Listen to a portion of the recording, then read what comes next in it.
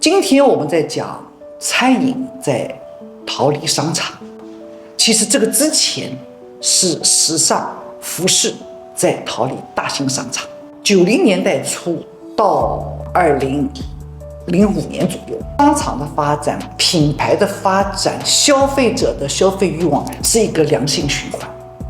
那几年基本上做啥都挣钱。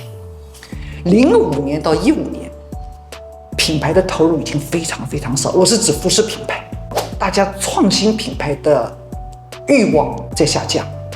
这个时候，房地产确实在大量发展，他们需要底商，他们需要配套的商业，所以大量的房地产商进入了零售行业，来做了购物中心。这时候商铺出来，带动着品牌的发展，很多店的迅速发展是从05年开始的。我觉得不是非常健康的发展，各方面的理性思维严重缺失。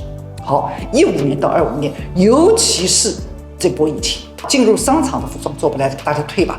可是这时候物业很多，大家讲没关系，餐饮是刚性，我可以引进餐饮店啊。餐饮也觉得我是有新需求的，我再进吧。基本上20年之后是一大波餐饮顶替了原来服饰，还有什么汽车啊什么，顶替了原来的服饰的位置，进入购物中心。也有一段好像是泡沫。23年之后，随着消费的下行，消费欲望的下降，很多人亏了以后不敢再投资了，店铺越来越少，购物中心招商越来越难。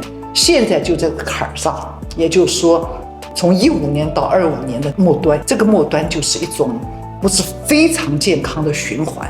接下去怎么办？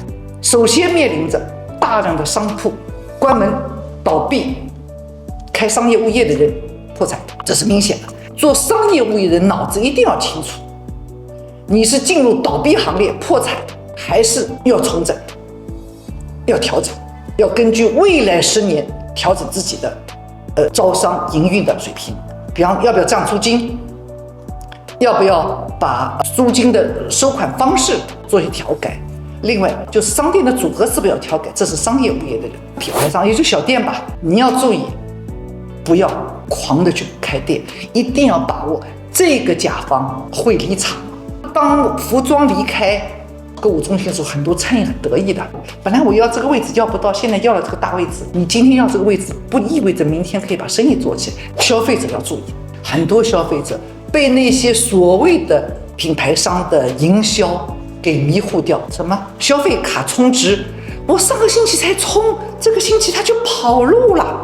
那作为我们就是零售商的服务商，一定要注意，在这个时候要冷静，要让真正的好的商业、好的零售商脱颖而出。在这个问题当中，问我商场需要培养小店新品牌吗？当然，我做杭州大厦、做银泰的时候，我们在这方面投入是很多的，就是一个小的品牌在你这里把它做大，一个品牌在你这里做强，一个品牌从你这里开始走向全国。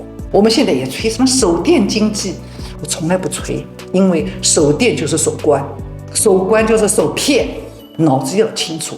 现在我们整个发展的节奏在哪里？25年希望是零售商或者某个品牌或者是某个小店的底部，把底柱石腾飞总有时间，别让泡沫把你抬高。在这个时候一定要冷静。